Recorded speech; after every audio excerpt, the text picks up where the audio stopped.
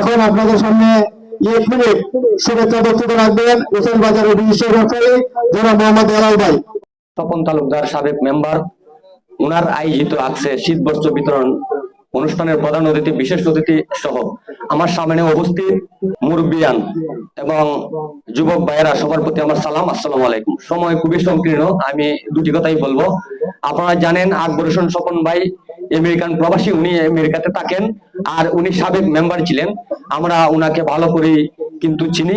উনি সৎ এবং নিষ্ঠার সাথে উনি কিন্তু জনপ্রতিনিধির কাজ এবং দায়িত্ব পালন করে গিয়েছেন। আজ আমেরিকাতে যাওয়াতে উনি আমেরিকা বসেও কিন্তু আমাদের দেশের গরিব দুঃখী মানুষের কথা চিন্তা করেন এবং উনার বক্তব্য আপনারা শুনেছেন, আমার কাছে অত্যন্ত ভালো লেগেছে। তাই আমি সবকিছু মিলিয়ে, উনার কোনো উদ্দেশ্য নেই। আজ মানুষে কোনো কিছু করতে গেলে একটা না একটা উদ্দেশ্য থাকে, কিন্তু উনার কোনো নির্বাচনের উদ্দেশ্য নেই, কোনো ধরনের উদ্দেশ্য নেই। নিরুদ্দেশ্যে উনি আজ যে সহযোগিতা করছেন এবং আমাদের দেশের মানুষের কথা স্মরণ রাখছেন, দেশের গরিব দুঃখী মানুষের কথা স্মরণ রাখছেন। তাই আমি আমার ব্যক্তিগত পক্ষ থেকে তাকে আন্তরিক শুভেচ্ছা অভিনন্দন জানাই। আর পাশাপাশি বলতে চাই, আপনারা সবাই যারা শীতবস্ত্র আজ পাবেন এবং প্রতি বছরের ন্যায় প্রতি বছরই কিন্তু দেওয়া হচ্ছে, এবারও দেওয়া হচ্ছে।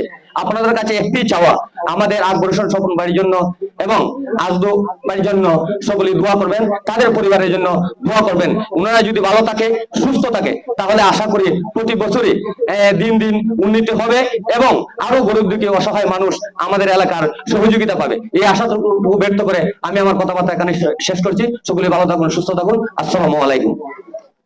ধন্যবাদ জনাব হেলাল ভাইকে। এখন আমাদের সামনে বক্তব্য রাখার জন্য অনুরোধ করছি আব্দুল মামাকে সুন্দর বক্তব্য দেওয়ার জন্য। আপনারা দুইজন আমার জন্য হয়তো আর 10 মিনিট আমাদের অনুষ্ঠান শেষ হবে, তারপর আপনারা কম্বল নিয়ে চলে যাবেন।